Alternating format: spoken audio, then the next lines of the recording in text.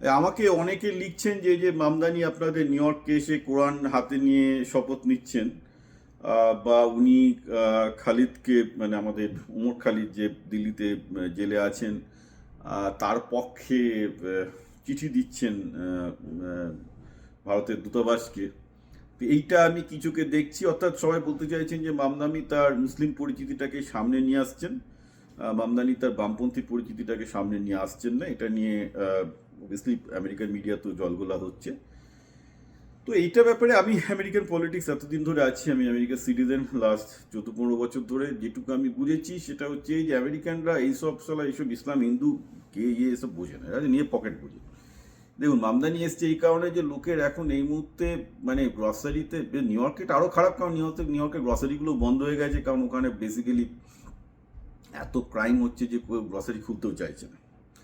ঠিক আছে, তো এখন মামদানির সামনে একটা বড় চ্যালেঞ্জ হবে, উনি যে রেশন সিস্টেম বা যে যে জিনিসগুলো প্রমিস করেছেন যে লোকজনের ডেলি লিভিংকে ভালো করার জন্য, সেটার জন্যই মামদানিকে ভোট দিয়েছে। মামদানি ইসলামপন্থী বা বামপন্থী বলে ভোট দেয়নি, ওদের ধারণা হচ্ছে যে এই মামদানি লোকটা সমস্যার সমাধান করতে পারবে, যেটা নিউ ইয়র্কের অন্যান্য কেউ করছিল না।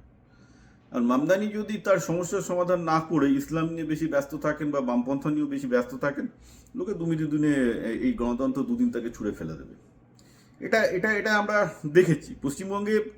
এই বামপন্থীরা একই ভুল করেছিল, তাদের ধারণা, তাদের সমস্ত নেতারা বলতো পশ্চিমবঙ্গের লোক হয়ে গেছে বামপন্থী, পশ্চিমবঙ্গের লোক এত বামপন্থী হয়ে গেছে আজকে তারা 5%-এরও বেশি ভোট পায় না। না, লোকজন ওইভাবে বামপন্থী, দক্ষিণপন্থী, ইসলামপন্থী, হিন্দুপন্থী হয় না।